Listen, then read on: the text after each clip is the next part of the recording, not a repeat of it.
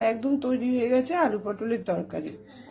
আসি, আলু পটলের তরকারি করতে গেলে ওগুলোকে পরিমাপ মতন করে কেটে নিয়ে আলুগুলোকে সিদ্ধ করে জল ফেলে দিয়েছি, ভালো তার আগে ভালো করে ধুয়ে নিয়েছি।